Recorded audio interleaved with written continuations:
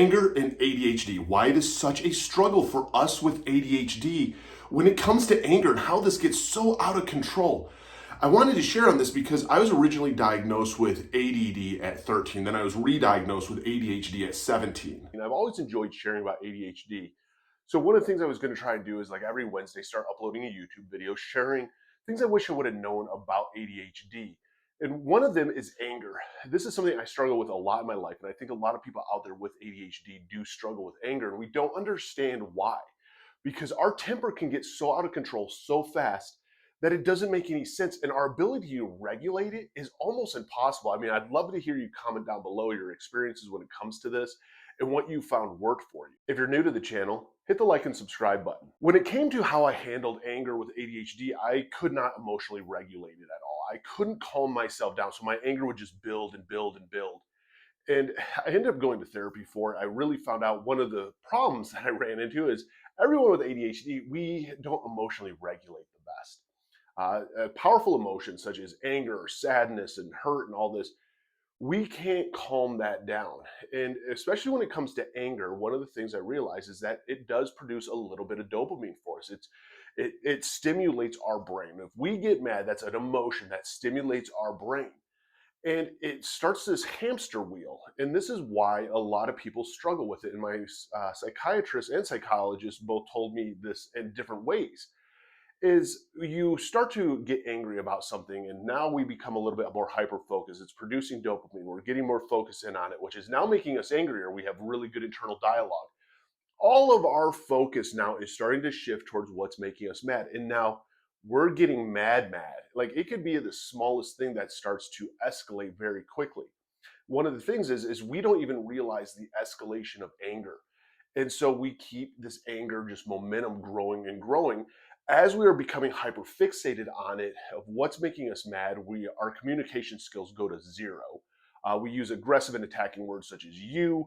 Our communication goes to no point. We feel so misunderstood, and it becomes very explosive. And this is something that when we're engaged in a negative side like this, when it comes to our anger, it then compounds even worse.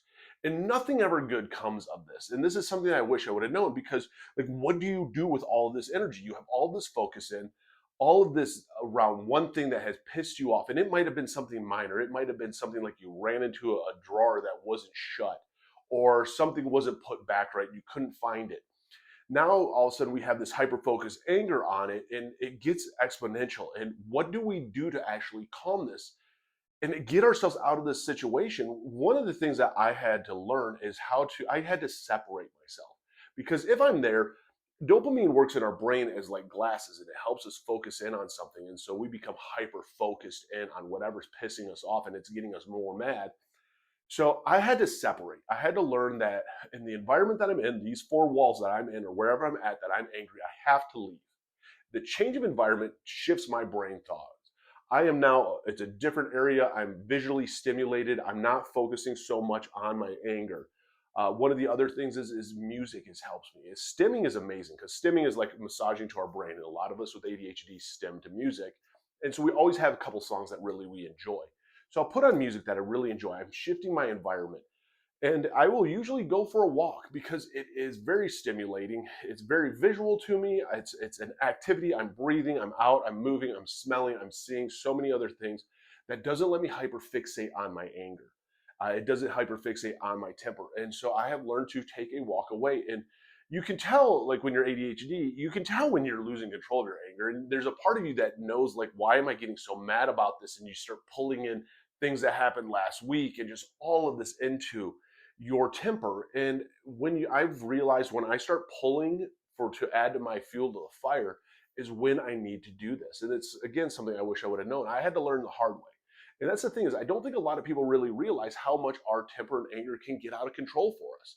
And the more that we learn and see other people's coping tools, the more that it helps. And I hope that this kind of clarifies it for some people, why we have this explosive temper and why it becomes just so much when it shouldn't be everything we're making it out to be. And man, try it next time. Take a walk, get out of that environment, put something, in your ear, listen to it that makes you laugh and makes you smile. And you'd be surprised how much that will like emotionally regulate you right back to the norm. all of a sudden you really realize that you are way too upset for what you should be. And it helps truly kind of calm you down. I mean, if you haven't hit the like and subscribe button, hit the like and subscribe button. I typically talk a lot about mental health and addiction and all that, but I also really love sharing about ADHD because there is so much that I wish I would have known. Because when I was diagnosed at 13, that's in like the 90s. And then I was re-diagnosed ADHD at 17, that was late 90s. And they didn't know a lot of this stuff. And I struggled with a lot of it. None of it made sense. No one could tell me why and how.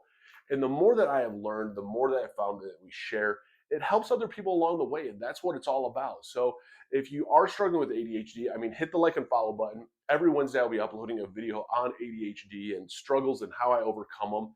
And just simple little things that maybe it'll make it make sense a little bit more. Because, man, when you start hearing other people's coping tools and start seeing other coping tools, you're like, okay, let me try this, let me try this. And it makes us function so much better because ADHD to me isn't a negative. It has negative sides to it, especially if you let it be negative sides. But there's so many benefits to ADHD. And so when we really see these sides that we struggle with and coping for it that's healthy makes all the difference in the world. And that's what it's all about.